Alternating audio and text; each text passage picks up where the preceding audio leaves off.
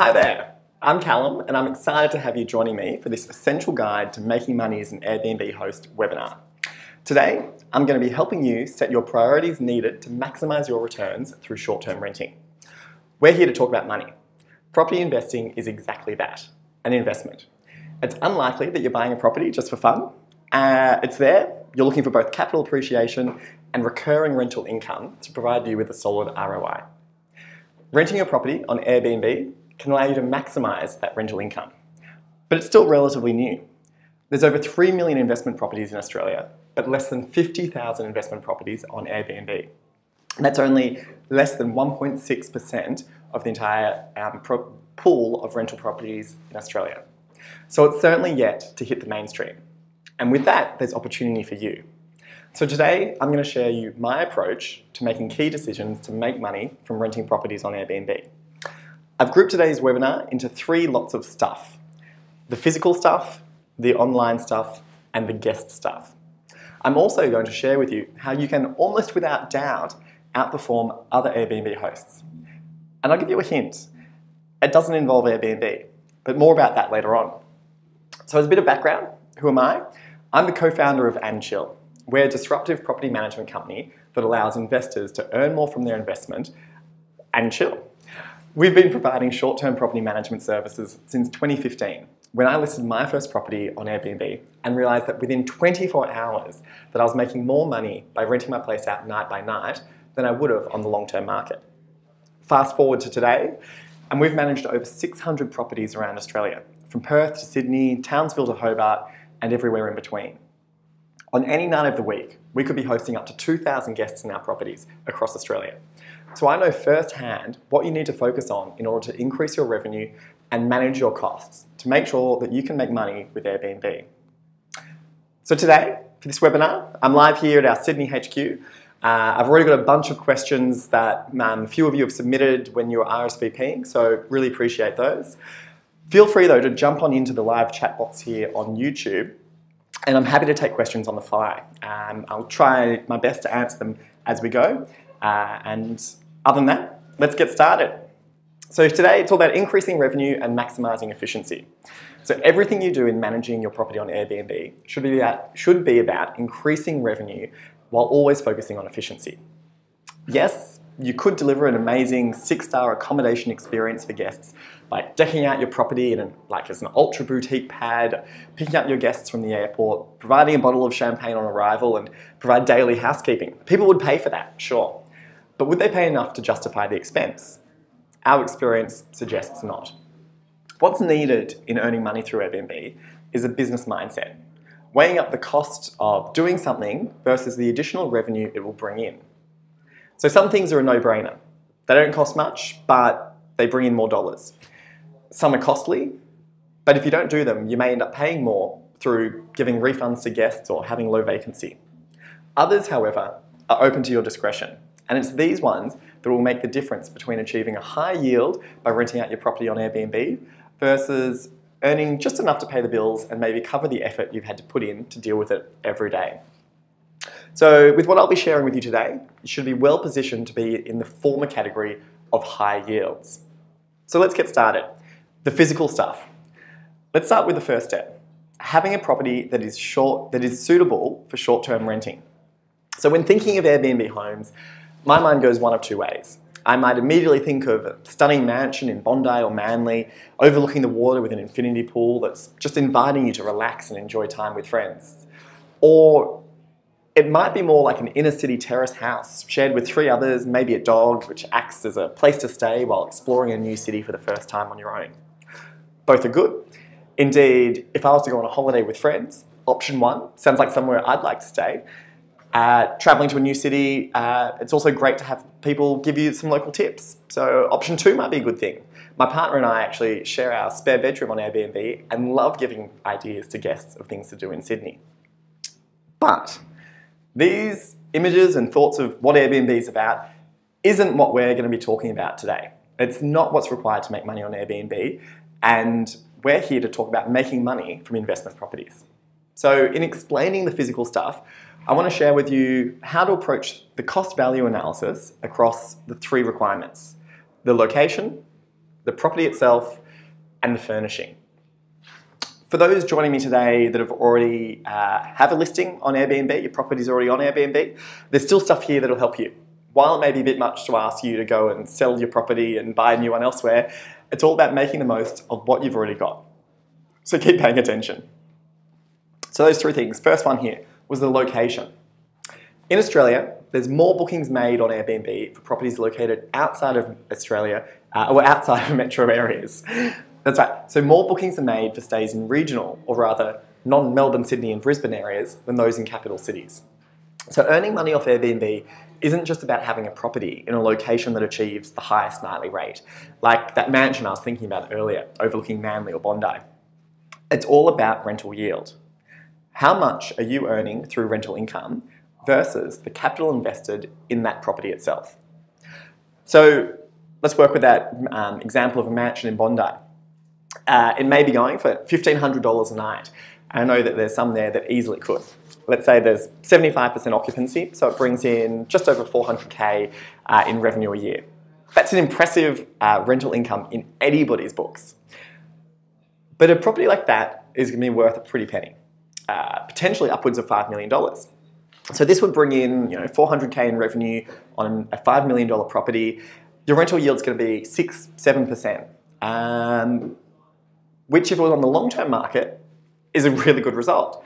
But on the short-term market, there are additional costs involved. So take out all the costs associated with managing your property on the short-term market, and you'll find that this property may have actually been better off on the long-term market. So the question is, where is the best place to buy? And I may be disappointing you by saying that there's heaps of places, and I am not going to share the one particular place to go and buy right now. Because the thing is, it doesn't have to be beaches, it doesn't have to be inner city, it doesn't have to be a tourist hotspot. But what it does need is to be kind of accessible. So some of the factors to think about include access to public transport, services nearby, like hospitals can be a great way of having consistent non-seasonal bookings, and also checking out other existing accommodation options in the area. I want to give you an example of a surprise hit that really surprised me on how well it performed. Toongabbie, postcode 2146, it's in New South Wales, 30 kilometres west of the Sydney CBD, not somewhere that's known for tourists. Indeed, I've lived in Sydney for 7 years, and until we were managing this property there, I'd never heard of it. It's safe to say this is a property in the middle of suburbia, hard to get to by public transport, and really on paper would not be a location that you would expect to perform well on Airbnb. But what that property did have going for it was its proximity to growing suburbs in Western Sydney. There's large developments happening in Western Sydney. This property near Parramatta, demand for short-term accommodation was far exceeding supply. So what made this one of the best performers in our portfolio wasn't the gross revenue it brought in. As I said, those places in Bondi would definitely bring in more dollars. But what it was here was the uptick in rental yield. So a place like this, 30 kilometres outside of Sydney, or at least outside of the Sydney CBD, still in Sydney, in a suburban area, would traditionally have been leased for $550, $500 a week on the long-term market. So you bring that down, if we had full occupancy, that's only $78 a night to house an entire family, and this was, I think, a 3-bedroom home. Any motel or hotels around the area would be charging at least $100 a night. It'd be hard to find anywhere that would be getting less than $100 a night for a hotel motel. Just for a single room.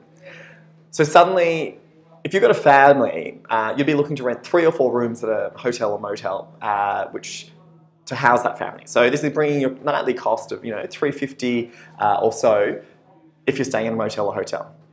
So the nightly rate at our home that we're managing there in Toongabbie can now be compared to not just a $100 single room at a hotel, but actually closer to the $350 figure of 3 bedrooms.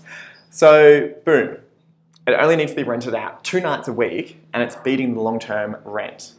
Ka-ching. This is an example of how it's not about buying in the hottest location, but buying where the yield uplift is the highest. So the thing to make sure that you're doing is doing your research.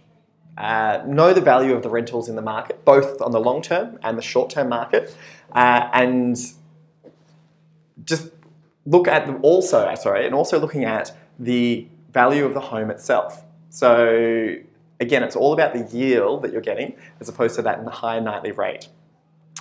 So we, here at AdChill, we use a combination of third-party data scrapers like AirDNA. We also use CoreLogic's RP data. But we also look at our own historic performance to crunch the numbers on how much a property could earn on Airbnb. A good place to start though, without all access to all of that, is AirDNA. Just Google it, have a play. Even their free data that you can jump on and have a look at straight away gives you a really good initial idea as to how much a property could earn on the short-term rental market. So that's the first thing, is all about the location. The second thing I want to talk about when we come to the physical stuff is the property itself. So you know where you want to invest. The market returns look good for this location, and the uplift by switching to short-term leasing is apparent. Now, the next question to ask is, what sort of property should you be buying in that area? I'm going to say, again, there's not a one-size-fits-all answer to this, but there are a few rules of thumb you can use to make sure that you're on the right path. 3 little rules of thumb. Bedrooms, more is always better. 3 or 4 bedroom properties are great. More, even better. The average number of guests per reservation that we have is 4.4 guests. So somewhere between 4 and 5. We most commonly see families travelling. So mum, dad and the kids. Or actually, what we see surprisingly often is the slightly older child taking their now semi-retired parents on a trip to Australia. We see a fair bit of that as well. So think about when you're choosing a property within that location, the size of the property that a group like that travelling would want. 2 or 3 bedrooms is ideal. Going smaller to a studio or a 1-bedroom property will actually limit your ability to gain huge increases in rental yield. And the reason being that a studio and a 1-bedroom, they're completely or directly competing against hotels and motel rooms. So 2 people can stay in a hotel room just as 2 people can stay in a studio. Whereas a family needing 3 bedrooms would require 3 hotel rooms or just renting one of your own 3-bedroom home. And this is where the cost benefits of using Airbnb become apparent for the guests. So guests see that, hey, it's actually cheaper to get a house while I'm traveling with the family than it is to get multiple hotel rooms. So that's where going upwards from 2 bedrooms onwards is good. I will put one little caveat there. While a 5-6 bedroom home will likely attract really high nightly rates and have great occupancy probably, it comes with a higher risk. In larger groups, people are more likely to misbehave. If not managed well, the issue of party houses can happen. So if you're going to go big, make sure you've got appropriate policies and actions in place to prevent anything untoward from happening. I'll talk more about this later on when I share some advice on remotely monitoring your property. Second thing when looking about the actual property itself is the amenities. If you offer a hairdryer, you can make on average $10 more a night. That's just not me saying it. That is a quote from the Airbnb co-founder and CTO, Nathan B. He said this in an interview last year. So if you offer a hairdryer, you can make on average $10 more a night. Simple amenity there.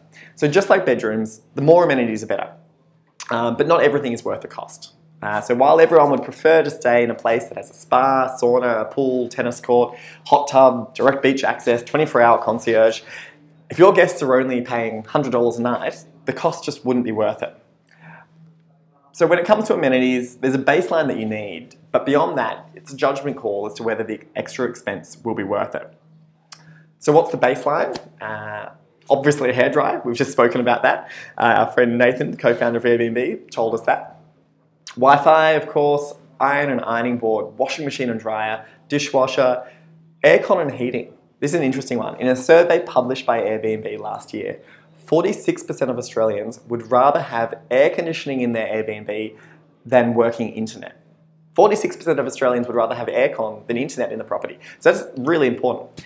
Of course, kitchen utensils and things in the kitchen to allow people to actually cook at home.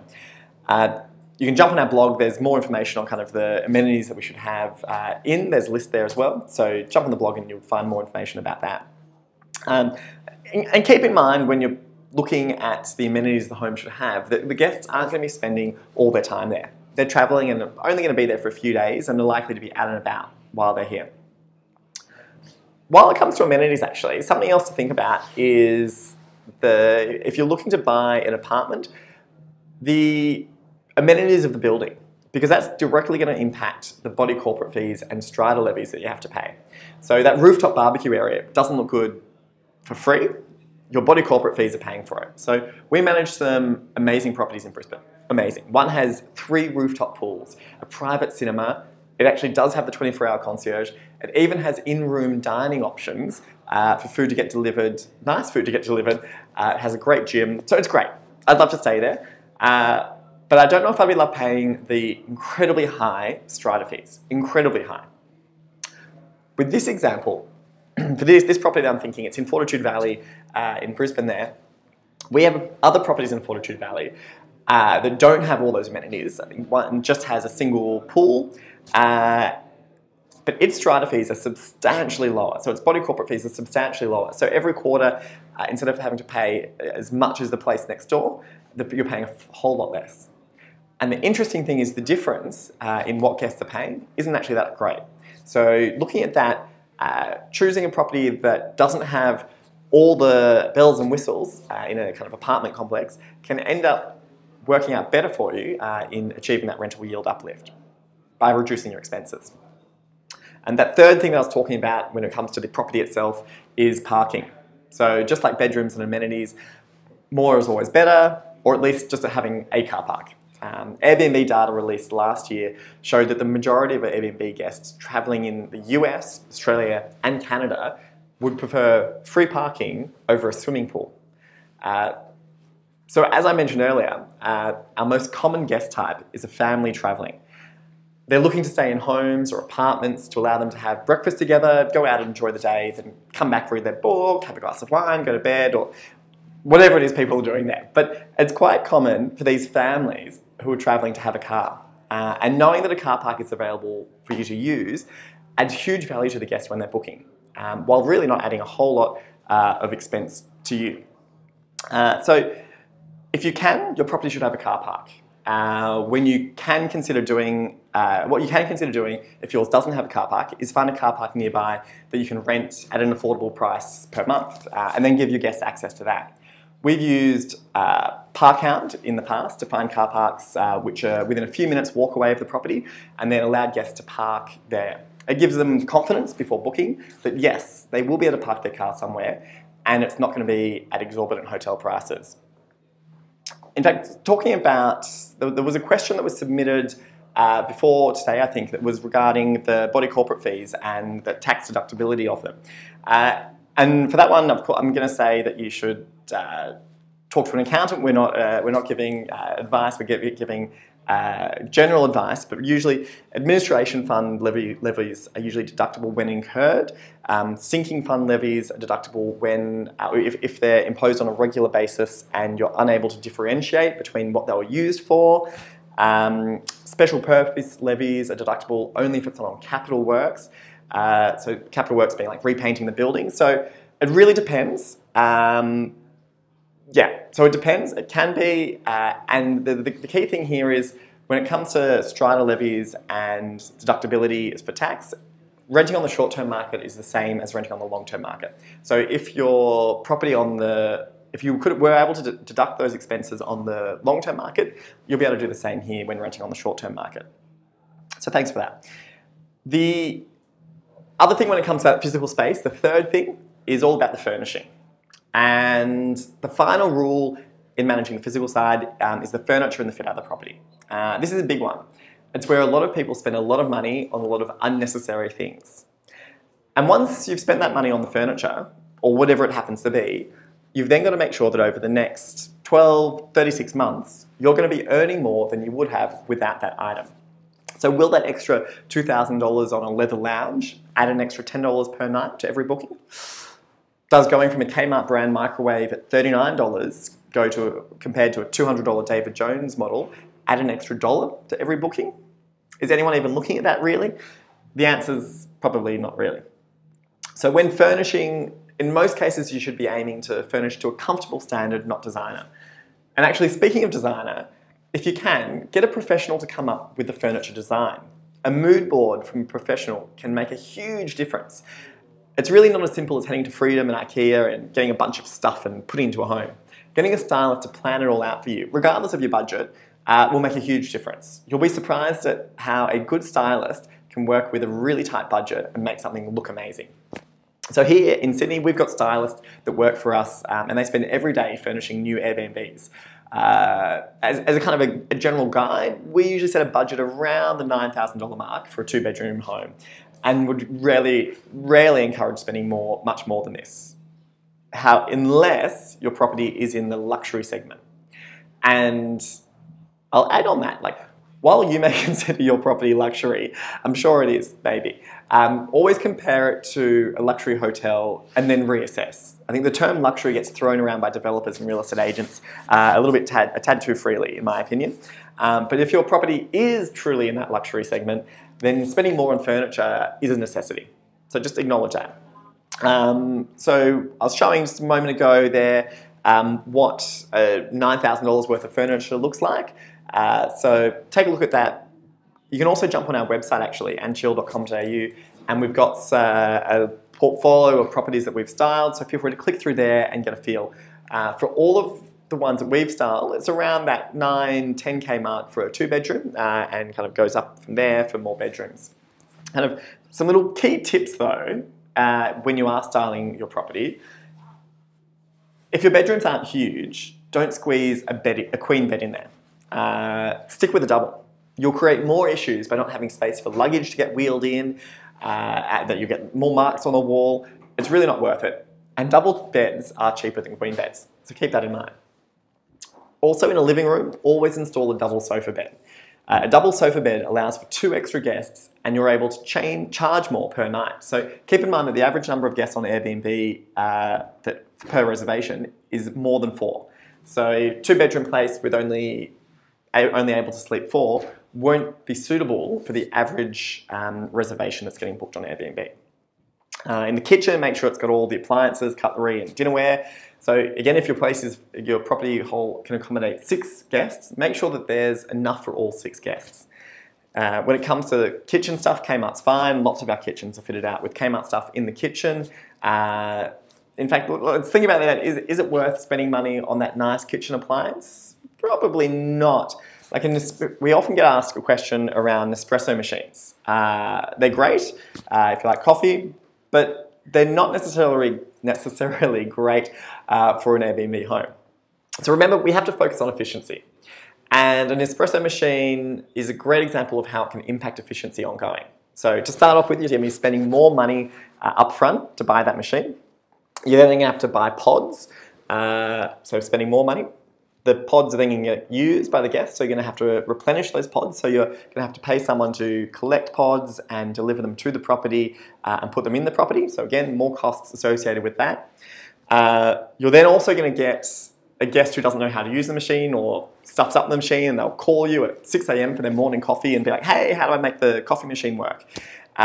Wasting your time and also leaving your guests frustrated that they've had to call you and try and work out how to use the kitchen. So overall, something like an espresso machine, this is just one example, adds more headache than it's worth and really does not work on focusing on efficiency.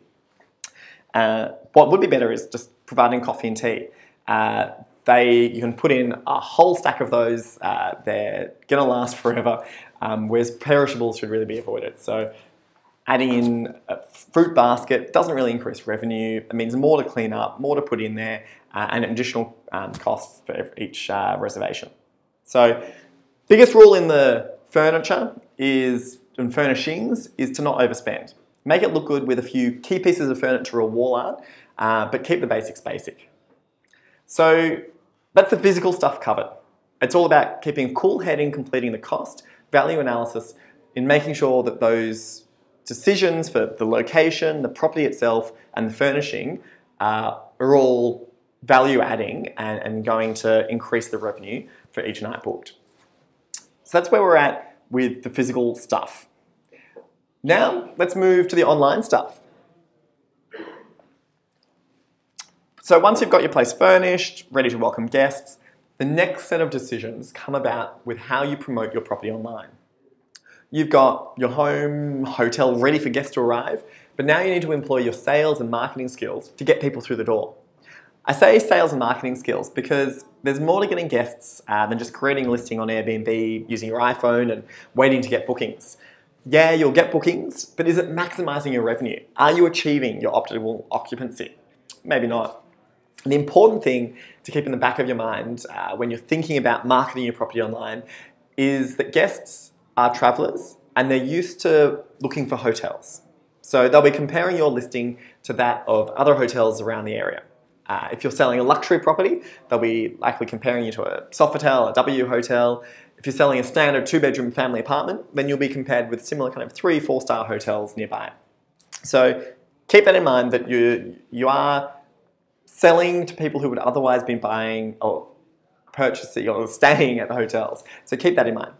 And you're also not selling to customers who are looking to buy a property. So proximity to good schools may add value when you're selling the property, and your real estate agent will love talking about it, but it won't be much of a draw card for guests who are looking to stay just for a few nights.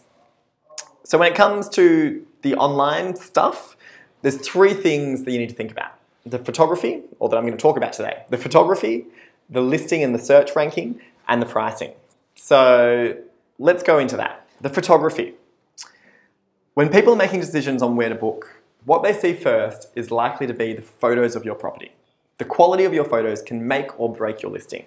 Without doubt, you need to get a professional photographer to take your photos. And can I say that your mate who has an SLR camera and takes some nice photos when he's on holidays with his girlfriend isn't a professional. You need a top quality camera and wide angle lenses, really wide. And taking interior photos is a specialized skill. Working with a super wide angle lens isn't easy. If done incorrectly, as you can see here, you'll end up with fish-eyed looking photos. If done well, you'll get beautiful, spacious photos. And when working with wide-angle photos, it's important to think about the lines of the room. So when you flatten them out in post-production, everything is still in correct proportion. It's not something that just your general party or nature photographer is necessarily an expert in. So definitely work with a professional interior photographer. In fact, taking a step back, before you get your photographer in to take photos, you'll need to make sure that your property is staged and styled. There's more to it than just setting up the bed and bedside tables and a few lamps in the bedroom and coming in to take photos. You need to make sure that it's staged and styled. So spending that extra 30 minutes going around the house and making things show ready will add huge value to your nightly rate. One of the things I hate doing is having to send photographers back to take photos again because the sheets weren't made correctly on the bed. It's simple stuff, but in the rush of getting photos done, sometimes photographers are rushing to get things done before the sun goes down. The photographer won't always notice these things. So you should put in the effort beforehand, spend 30 minutes just making sure everything looks perfect, ready for photography. Once you've got those photos, it's all about organising the photos. So you've got the best photos first. I'd say never put the bathroom or the bedrooms first. Ideally start with a balcony or living room, something that looks a little bit more spacious. So we've got the photos.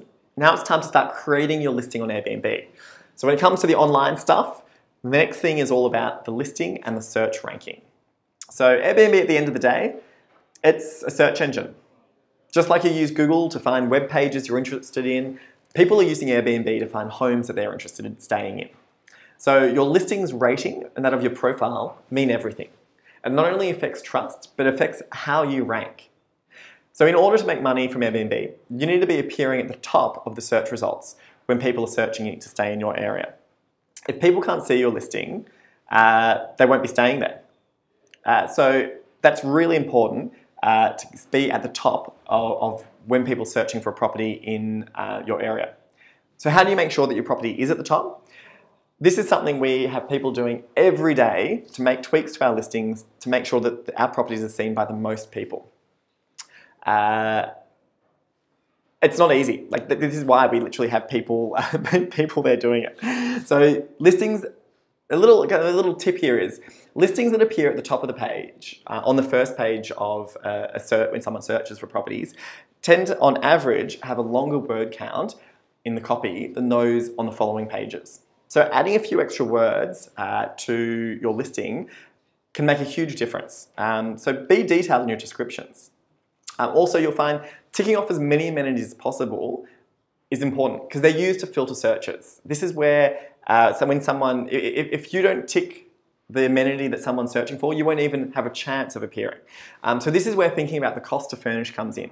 If a hairdryer is only $10 at Kmart, but it makes a huge difference because someone's ticking that they want to see stay in a property with a hairdryer, that's important. Likewise, a first aid kit.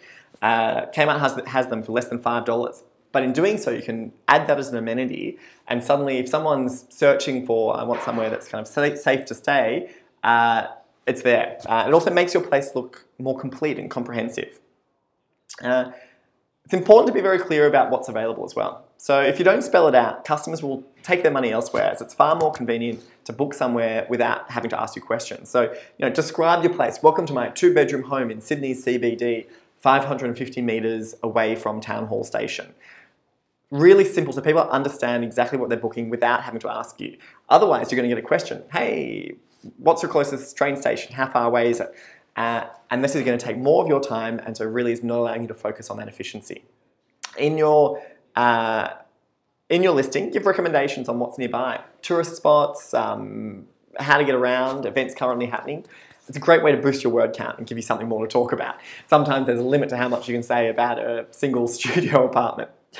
A quick tip also is to get your property listed in other people's Airbnb guidebooks. So if you have friends on Airbnb, see if they would be interested in adding your property into their guidebooks. It will boost your visibility in search and it may help you get a few bookings too. On Airbnb, response time is monitored very closely. So your response time is a score which will affect your rating overall. So the faster you respond to messages from guests, the higher your rating, and the higher your property will rank in search. I mentioned earlier the adding copy and upcoming events. By updating your listing, you actually get promoted in the Airbnb search ranks. This is because the copy is going to be fresh and Airbnb really favours that. So a good thing to do there is maybe reorder the photos or change the copy. So add in something about an event that's coming up. That makes a huge difference. And of course, always encourage your guests to leave high quality reviews. Don't expect them to do it. Send them personal reminders to give them that extra nudge so they do it. So on the online stuff, the other thing to think about, aside from the photography and the listing and SEO, is the pricing. Because pricing is really going to impact your positioning. If people aren't filtering by price, the higher the price, the less likely it is to rank in the first few pages. And so it's a delicate balancing act between making sure you get good reviews and price and to get on that first page. So it's about having a play and tweaking to see how things go over time.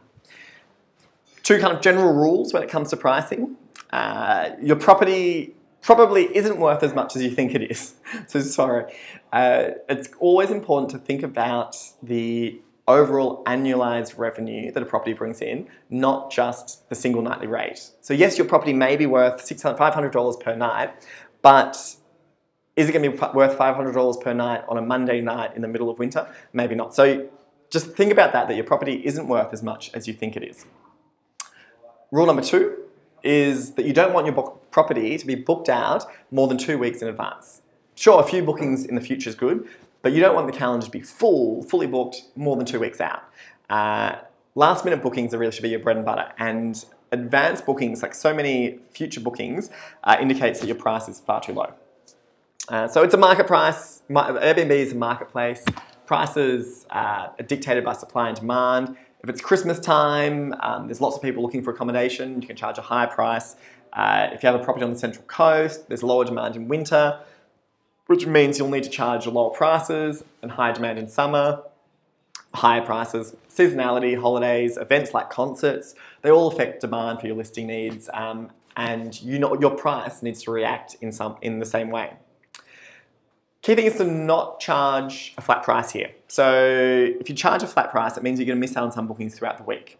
So this is the example I just gave. Your property may be worth $500 on a Friday night in summer, but in winter on a Monday night, You could still try and ask for $500, but your property's probably not going to get booked. Whereas had you drop that down to maybe $350, it'll get booked. And suddenly you're getting $350 that you wouldn't have got otherwise. So this is where dynamic pricing comes in. There's a number of tools and algorithms to assist you with pricing that automatically pick up on seasonality and supply and demand and forecast future prices for you. You can also set a bunch of rules within Airbnb itself. I would definitely recommend trying to get one of those third-party tools, but they do cost money. So this is where property managers like us come in. We've got a dedicated team of 4 people who look after just pricing and listing optimization. But if you can't, if you don't want to engage someone like us or use a third-party software, you can definitely use the Airbnb's recommended dynamic pricing for a few weeks. That said, if you're getting booked more than 2 weeks out, it means your price is too low, and vice versa. So keep an eye on that. The general rule is don't use the Airbnb dynamic pricing as they're incentivizing to have lower prices. So again, keep an eye on that and don't always follow it just because it says it's there, because it says it's a good price. When it comes to pricing, cleaning fees is something else. The cleaning fees is an interesting one. So the higher your cleaning fees, the higher the expectations of cleanliness your guests will have.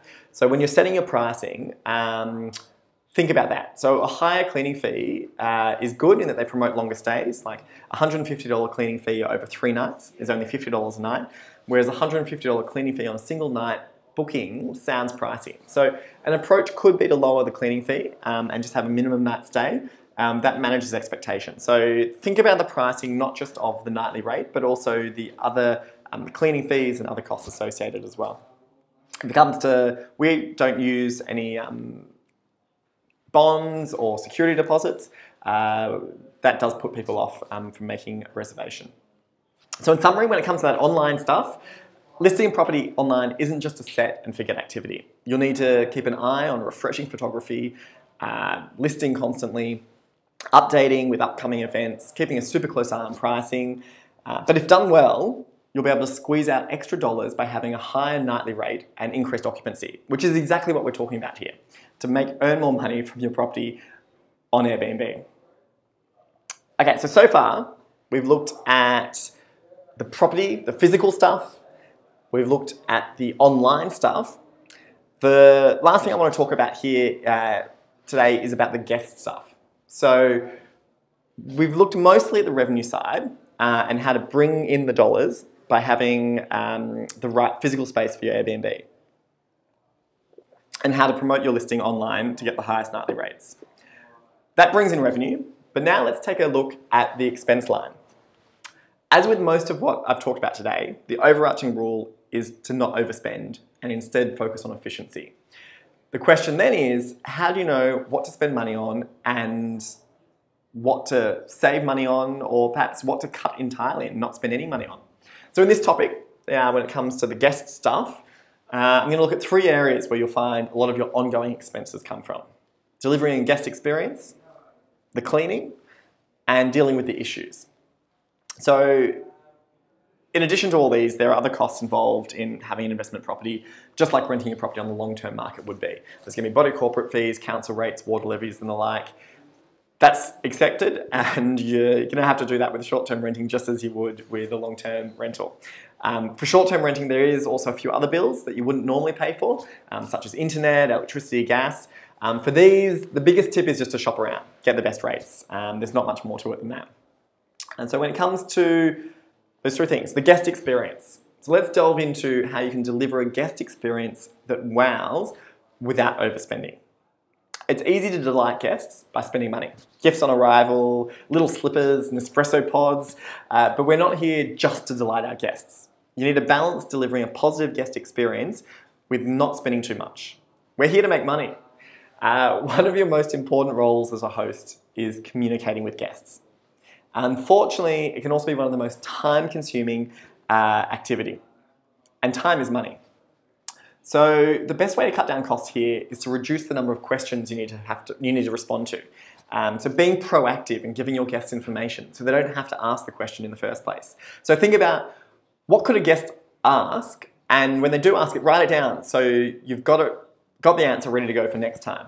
A good way of doing this is to save every question that you get asked over the first few weeks, and in the future, just proactively give that information to the guests. Even if you think, not every guest really needs to know this, if one person's asked it, someone else will ask it as well. So just proactively give them that information.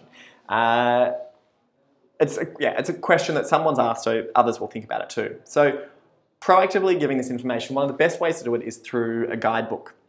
I discourage having a physical guidebook in the property, as it means if you need to update anything with those new questions that have come in, you'll have to physically go and make that change yourself.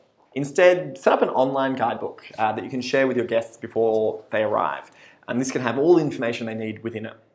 We use our own in-house version, but there are low-cost, off-the-shelf guidebook apps out there that you can use. So I've used Hostfully before, which has worked well. TouchStay is another one.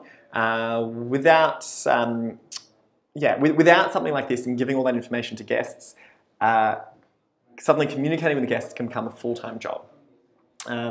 So I think they're pretty cheap, those guidebooks. I think Hostfully's got a free version, and other ones I think less than $10 a month. So even if you're paying $10 a month for it, if it saves you 20 minutes in the month, you've more than covered the cost.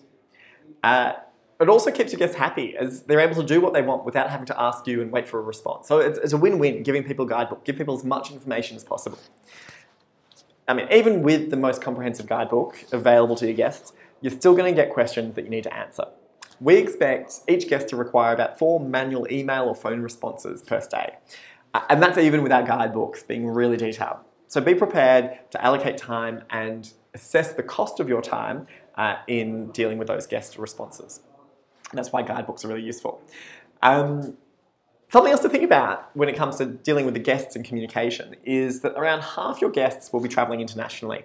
They're not always going to be arriving for a nice check-in at 5 p.m. They're quite likely to arrive at 2 a.m, which will mean you need to be prepped and ready to answer questions and pick up the phone late in the night. Again, if you've already given them all the information, that's a good thing. But if a guest, this is where it's really important, if a guest can't check in and can't get hold of you late in the evening for that 2 a.m. check-in, that is a terrible experience for the guest, and they're going to have to go elsewhere to stay. They still need somewhere to stay at night. So you're going to get penalised on Airbnb. The guest is going to get a refund for their booking. You'll have to pay a fee or a fine to Airbnb, and you'll lose the ability to make a booking for those nights that will cancel. So this is a terrible outcome. You're not going to earn revenue from that, and it's a sure way to not make money off Airbnb. So check-in is the point in the guest journey that carries the highest risk and is of most importance. So what you want to do here is minimize any chance of risk. Manually handing a key over to a guest, it's not efficient, requires man hours, and is prone to issues. A guest running late, you getting stuck in traffic, or not being able to contact the guest. You may only have an international mobile number. Manual key handover is really tough. And again, you don't want to have that guest unable to check in, because suddenly there goes that refund and there goes your ability to have revenue coming in for that time the guest is booked. So we use a mix of different methods for self-check-in. We use electronic door locks that require guests to enter in a unique code. We use monitored key hubs, which we put into 24-hour convenience stores near the properties. And also we use some manual lock boxes or key safes located near the property. So the cheapest way is to use that combination lockbox or key safe. You can get them from Bunnings. That would be my recommendation. It's cheap. It doesn't require much effort, and as I said, you can just get them from Bunnings easily. So that's kind of self-check-in. But even though you may have self-check-in, still expect calls at check-in time. We even have videos. So when a guest checks in with us, we have videos to show guests how to find the key and how to walk into the convenience store or find the lockbox, enter the digits, and head back to the property. We show these videos, but we still get questions from guests. Do I turn left or right? And those telephone calls. So you're still going to get questions around that time. So be prepared for that, for those 2 a.m. calls.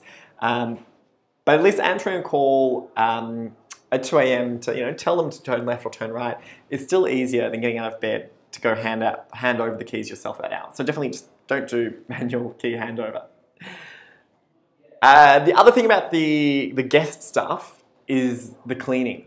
Cleaning can be expensive.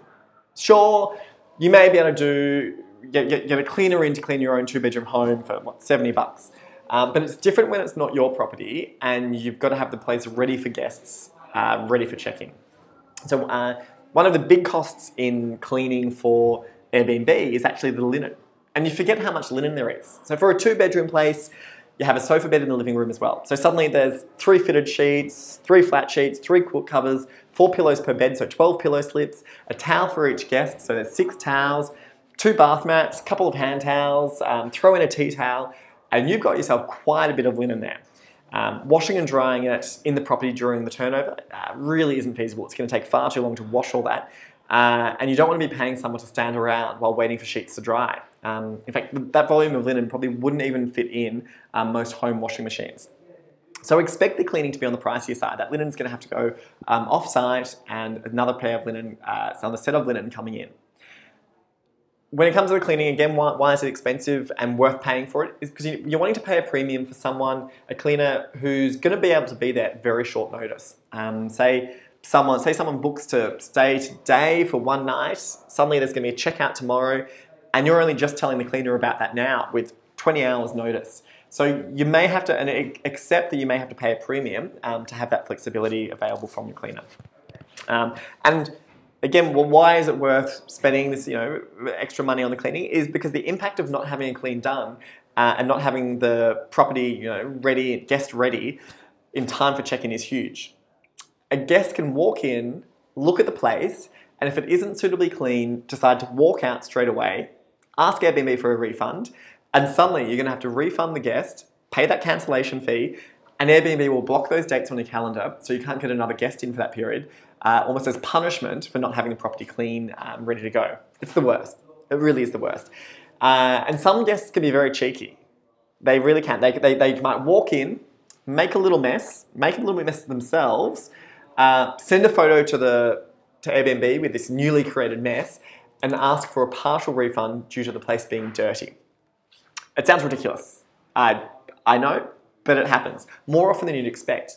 We'd see this happen at least weekly, at least in one property each week, without doubt. So how do you prevent that from happening? You need to make sure that you've got evidence of the clean having been done to a high standard before the guest checked in. So this involves having photos and an inspection before each guest. So you've got time-stamped photos to show, yes, actually it was clean. So ask your cleaner to take photos of each room once they're done. And so then have those photos time-stamped, as I said, and saved, ready to share with Airbnb in case a guest fraudulently complains. You really don't want that. So we've got internal apps to monitor those cleans and get all that information.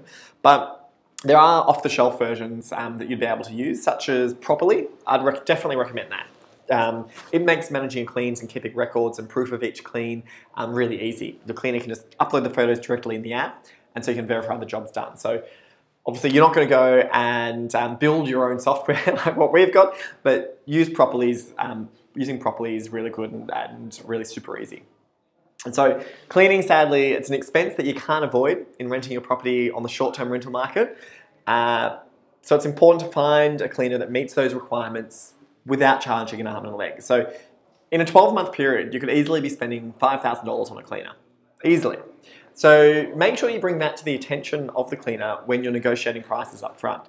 You do have a bit of bargaining power when you're spending for one property $5,000 a year in cleaning. So think about that. The final thing I want to talk about when it comes to operational expenses in hosting guests is the issues, dealing with the issues that arise, like maintenance and damage.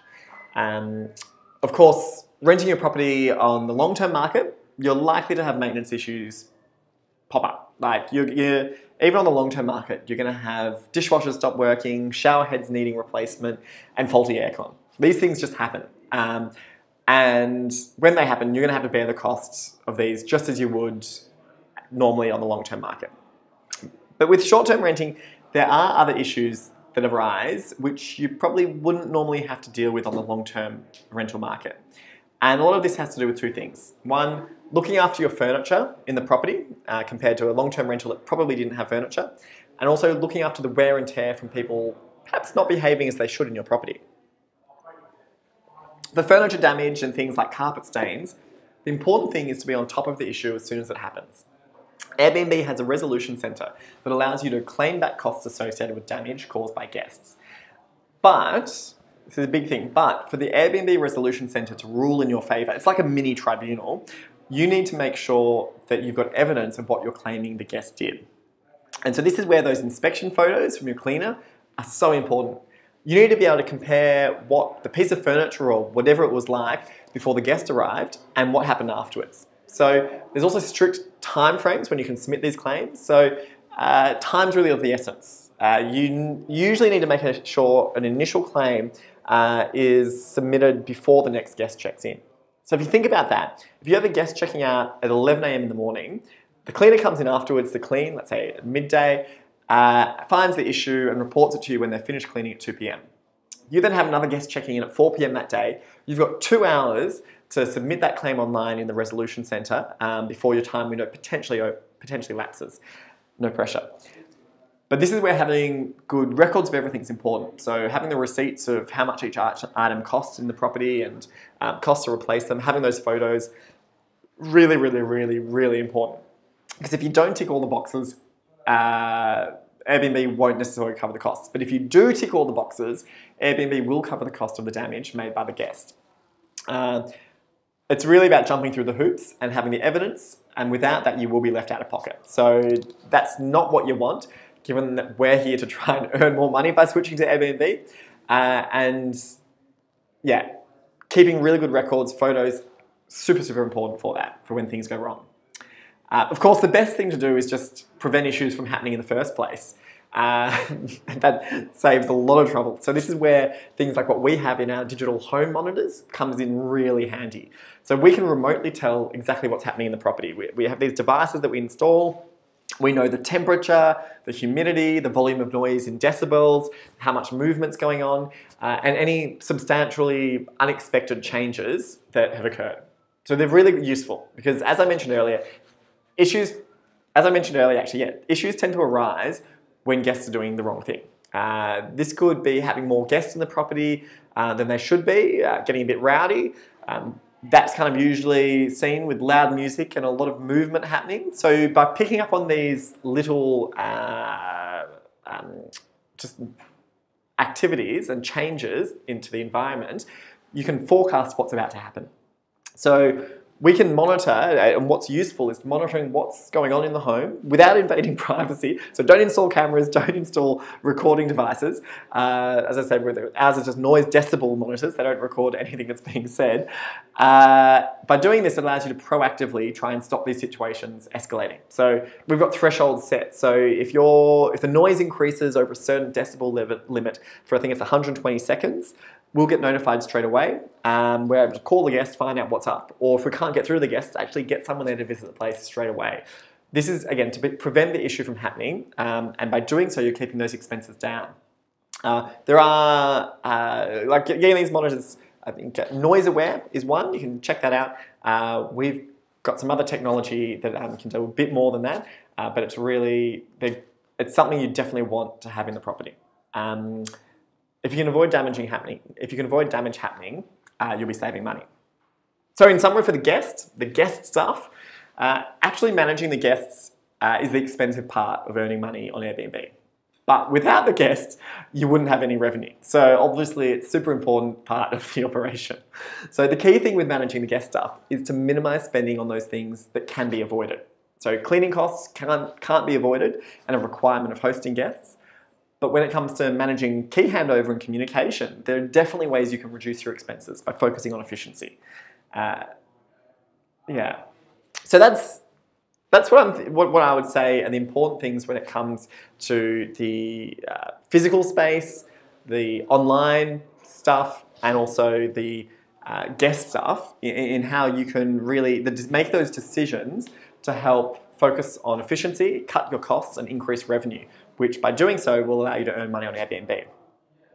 But at the start, I did mention that I'd share with you a secret that we use to outperform other hosts on Airbnb. Because what I've just explained, anyone could almost do if you have a lot of time on your hands. In fact, anyone can do it. You can do it. It takes a lot of time and effort, but just about anyone could do it maybe. The biggest secret though that we use to make sure that we get higher returns for our property investors is to not use Airbnb. I say with a little bit of a smile there because, of course, we use Airbnb, but we also use over 40 other booking channels, so booking platforms, and we reap it in from those. So Airbnb is big, but less than half our reservations come through Airbnb. We make use of the other big players like Expedia, Trivago, Booking.com, TripAdvisor, as well as those little known, or at least in Australia, little known players like Ctrip, which services the mainland Chinese market. And so by using these other booking platforms, our properties are being seen by literally millions more travellers looking to book a trip. So this gives us high demand, allowing us to achieve high nightly rates and higher occupancy. In another webinar, I'll share more on how to leverage those non-Airbnb booking platforms for your short-term rental. But for now, what I want to do now is actually have a go at answering some of your questions that were submitted before we got started. In fact, actually earlier, so I will just touch that other question about specific examples of pricing tools. There's a few. We've got our own stuff that we use internally, but there's two that I have used previously, Beyond Pricing and Price Labs. Google both of those. Yeah, check them out, Beyond Pricing, Price Labs. They're similar and they integrate really nicely into Airbnb, so they'll be good for you to use. Again, I definitely recommend using those rather than using the Airbnb dynamic pricing. Which with the dynamic pricing on Airbnb, they're really trying to push prices down. So that's not the best for you. So other questions that came through, Melissa, you're asking how to manage cleaners. So I think I've already spoken about that. The best piece of advice for managing cleaners is using an app like Properly. Keep track of what's going on and getting those confirmation photos. That's really important. The other ones, Angela, you were asking about how to prevent fraudulent payments. Good question, really good question actually. So you shouldn't encounter this issue with Airbnb, with payments being processed on Airbnb through Airbnb. So guests will always pay Airbnb up front, and then on the day after check-in, Airbnb will send you the cash. Now, in the case for other platforms, such as your Expedias, your Agodas, your Booking.coms, that's a little bit harder, and preventing fraudulent payments there can be tricky. What we do is for bookings not made on Airbnb, we require, we use a third party that does identity verification. So once a guest books for us on a non-Airbnb booking platform, they will get a link to complete a ID verification check. So they'll have to upload a selfie of themselves along with a copy of their passport or driver's license or other government issued ID. And the tool that we use, it's really cool technology, it then matches that face from the selfie with the face from the driver's license. It can identify whether there's any fraud or any changes, defects in that passport or driver's license. It'll identify whether the fake selfie was actually a photo of a photo. It's funny, we can see these photos that people upload, and people do try and do that. They'll try and do a photo of a photo or things like that. The system can tell. It flags it for us. We look at it and you can clearly tell. So the way we try and prevent fraudulent payments, not just on our Airbnb, but on those other platforms really, is doing this ID verification. Airbnb already requires that for guests staying through their platform. Good question, Angela. James, question on how you can host from overseas. I'm going to say it's tricky. That's where companies like us come in. So interesting, 15% of our customers, our property investors, live overseas. So a good chunk of what we do here at Anchill is managing properties for people who are living overseas. Another question here. Natalia, do you need additional insurance to what Airbnb offers? Look, it's better to be safe than sorry. Airbnb's resolution centre is a mini tribunal, so you won't always have a successful claim. So it is worth taking out insurance separately. Here, I mean, for us at Anchill, if you join us, we organise insurance for every properties over and beyond what Airbnb does. So we actually pay, and part of our management services is to have short-term rental insurance for that property. If you do Google short-term rental insurance, there's bunch of players. Some of them will allow you to just pay per night that your property is booked. Others will just be an annual fee. Your traditional landlord insurance won't necessarily cover it, so you do want landlord insurance for short-term rentals. I would definitely recommend doing that, particularly if you're using non-Airbnb platforms. So if you are using Booking.com or Expedia or Trivago, Ctrip, any of those, definitely think about getting those think about getting insurance. That's for sure. Another question here was, what do you recommend for automating check-ins for apartments that don't have lock boxes? This is a great question. It's really important because dealing with fobs can be tricky. So what I was mentioning earlier was look into having digital locks. So this could be like a digital lock on the actual door itself. So then all you're having to hand over to the guest is that fob, the security pass, and then try and find a convenience store nearby which may have a key hub already installed in it, or if it's a 24-hour convenience store, have that conversation with the store owner and ask them if they could do a key exchange service where guests can go, collect the key from there and return it there as well. That works, usually just a small fee, you kind of offer some money for a kind of a monthly fee or a per handover fee, and you'll find a lot of convenience store owners are happy with that. I appreciate that it is, we've just hit on an hour. A few other questions were how do I increase the value per night and earn more? Hopefully I've already covered that, what I've been saying today, but the quick ones are always to add a sofa bed, price optimization, and focus on that search engine optimization. Sarah, tips to hosting experiences with Airbnb as well. I've never hosted an Airbnb experience, though I've had a few ideas of what I would host personally. But Sarah, feel free to reach out and tell us about your experience hosting experience. Or I'd be keen to hear that as well.